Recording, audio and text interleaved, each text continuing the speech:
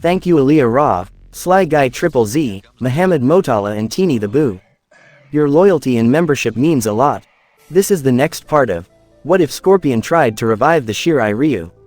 I hope you enjoy. The delinquents stood frightened by the appearance of the Brotherhood. Hanzo found it strange that the group would reappear in Earthrealm without their leader to assist them. Quan Kai was the one who created the clan and grew their numbers for many centuries. Their lord, Shinnok, would not be interested in the affairs of mortals like these. The recruitment of a younger generation was deemed a failure. Could they be searching for him? Did they track him all this time? What do you want? The girl asked. No one leaves the Brotherhood. No one. That is enough, Hanzo yelled. Takeda, Forest, take them back to the camp. I'll deal with these men. This doesn't concern you, samurai. We're here for these traitors, one of the assassins stated. I am not a samurai, I am a ninja. Anyone who threatens the lives of the Earthrealmers will face the sharp end of my blade, he threatened. Hanzo drew his sword and directed it toward the assassins. For someone who isn't a samurai, you sure fight like one. The assassin quickly turns his attention back to the delinquents and finds Takeda and Forest escorting them away after knocking one of the men out. One of the assassins swings his sickle towards Forest, but he quickly dodges the attack. Another comes close to cutting Takeda, but Hanzo stabs the man through his abdomen in the nick of time. Takeda nods and runs off along with the other teens. Scorpion places his foot on the man's back and pulls his sword from his body. As the man slumps on the ground, another assassin cuts the top of Hanzo's shoulder. The flames of his specter form erupted from the wound and began to cauterize it. The assassins were astonished by the sight of the fire that came above his shoulders. You are no ordinary man, the assassin complimented. Is that you, Scorpion? My name is Hanzo Hasashi. I have retired that title, he responded. You should ditch this realm and return to the Brotherhood. You were destined to lead us. You were Quan Chi's favorite. Hanzo closes his eyes and swiftly swings his katana across his chest, creating a deep incision. One of the assassins silently approached Hanzo from behind. His sickle wrapped around Hanzo's neck. As he pulls it back, his body leans backwards as well. A shroud of fire was in the place of Hanzo's body. Hanzo reappeared behind the man back to back. He swings his sword downward. A deep gash appears on the assassin's shoulder. He falls to his knees as Hanzo swings his blade towards the ground, knocking the blood off the edge. The other two assassins inch themselves closer to Hanzo with their sickles raised. Hanzo breathes and starts dancing away from the assassin's blades. He counters each attack with the edge of his blade, putting more and more wounds on their bodies. Hanzo finds himself away from the group. You all have failed, Hanzo declared. The assassins had fallen to their knees, silent, not being able to put up much of a fight due to their injuries. However, they were not expecting the ninja to spare their lives. Leave this place. Return to the Netherrealm where you belong and never threaten the lives of Earthrealm's denizens again. This is your only warning. The assassins were trembling in fear, wrapping their hands around their wounds. A painful burning sensation spreads around their wounds with each passing minute. They rise to their feet. You will regret leaving the Brotherhood, Scorpion. The assassins run in the opposite direction before leaping into the air. Their bodies froze in the air and contorted in many unnatural directions. It was as if Hanzo was looking through a swirled mirror at a magic show. They warped themselves back to the Netherrealm, leaving Hanzo alone. What do you know? Yami snapped. Enough. Everyone was silent as their attention was solely on Hanzo. His eyes and body drew flames along the surface of his skin. His pupils left his body. He started to see flashbacks to his time under Quan Chi's control. The rage that took over as he personally slayed any and everyone who was against him. He then remembers when he saw his wife and child's corpse lying bloodied and frozen in his home. Hanzo, you need to stop. Takeda yelled. Hanzo looked at the boy. His anger intimidated the rest of his clan, but not Takeda. I might not know how your family works, but my family would never use fear as a form of discipline or response. My father is the head of our house. And as the head, he must step up for our family and always remain composed in our sight no matter what. You are our head, Master Hanzo. Hanzo looks around to see that everyone was in agreement with the young boy. Even the delinquents were on board with his criticisms. Hanzo's heart rate slows down and his temperature lowers. His pupils return to normal. He releases a deep sigh and walks over to Takeda. He pats the boy's shoulder and stands between the clan members.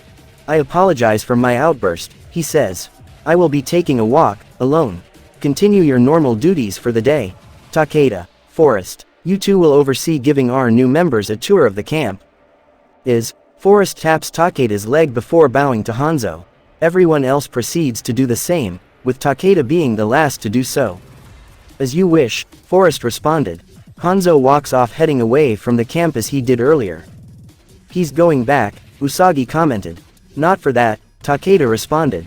We still haven't forgotten how you guys spat on everyone here. Master Hanzo might allow you safe harbor here, but don't expect any of us to give you a fair shot. Kid, this world doesn't give a damn about us, Usagi responded.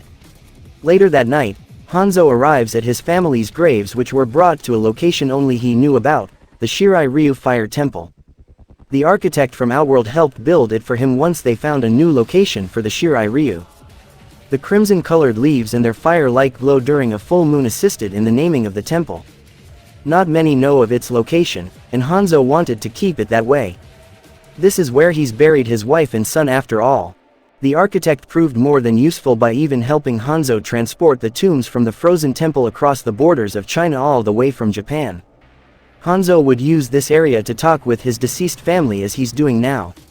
He kneels between both graves, observing their names carved along the wooden stakes, Satoshi Hasashi, Hirumi Hasashi. He even etched a third grave behind them, Hanzo Hasashi. Tears rolled along his trimmed beard. He rests his hands on the graves of his family, feeling overcome with grief that he had never overcome. Hirumi, I don't know if I'm doing the right thing anymore, he says. The Shirai Ryu has always been part of my legacy. I've rebuilt it once more. Is it really all for nothing? Every time the clan grows, the Brotherhood comes along to take it all away. The specter draws them every time. It cost me my sanity. It costed me my final hours with the two of you. Hanzo turns around and sits on his bottom. He leans his back against Harumi's tomb looking at the moon above. He wipes the tears from his eyes with the sleeve of his top.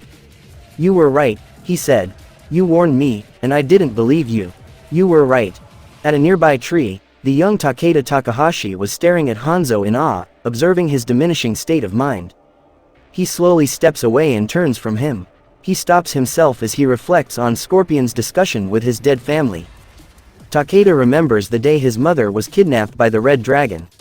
He was able to spend his time with his mother to the very end, but he isn't sure if she'll return. He accepted her death weeks ago, but the uncertainty of it all was still nagging him. His final moments with his father were not as assuring, especially with him not returning in the timely manner he told him. Takeda shakes his head and turns back to Hanzo, who was still taking in the bright light of the moon. Hanzo Hasashi meets with his members near the tree as he had done the day before. The new recruits sat amongst them, though not as enthusiastic to be around people they didn't know very well.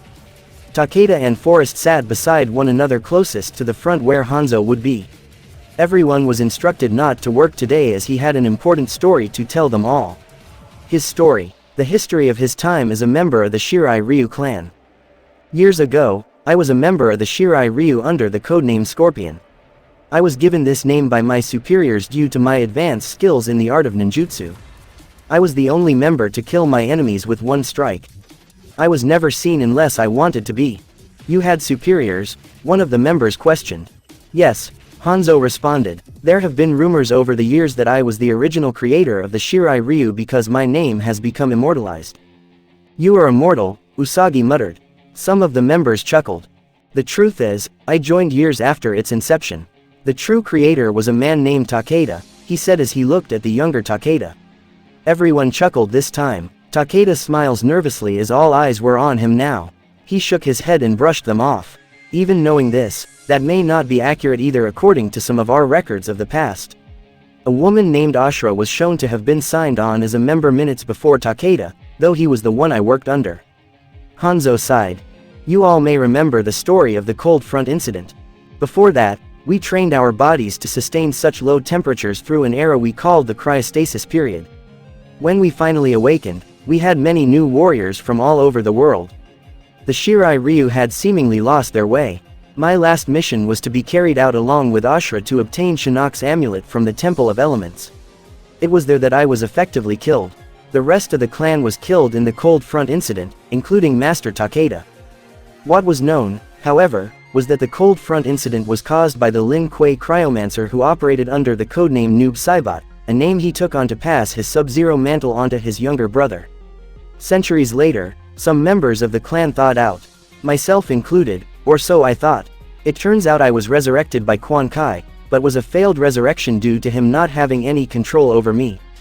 My heart was filled with rage and anger for years. I was always on the run from mercenaries, witches, and demons hired to kill me.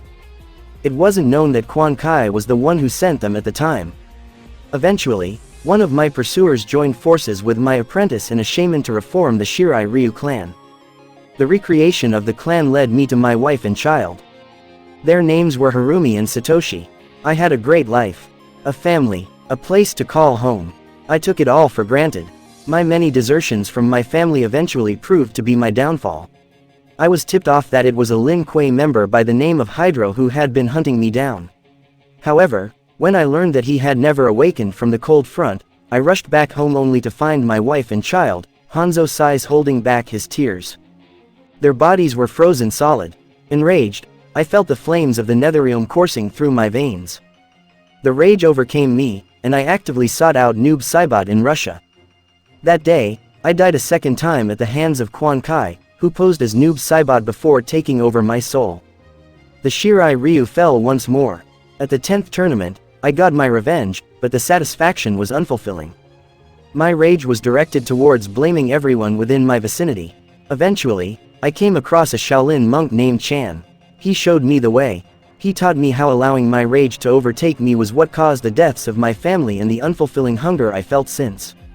This is the reason I have come to you all to say, never allow vengeance to influence your life. Where there is vengeance, there is an opportunity to mend your own mental health. Later that night, Hanzo stood near the entrance of the dorms, reflecting on a letter he'd received from some former detractors to meet at a nearby forest to finish what was started. He released a heavy sigh as he had done many times recently.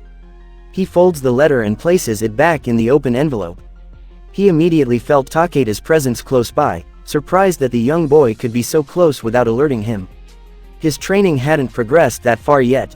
So, your lesson today, does it still apply to the current day? Takeda asked.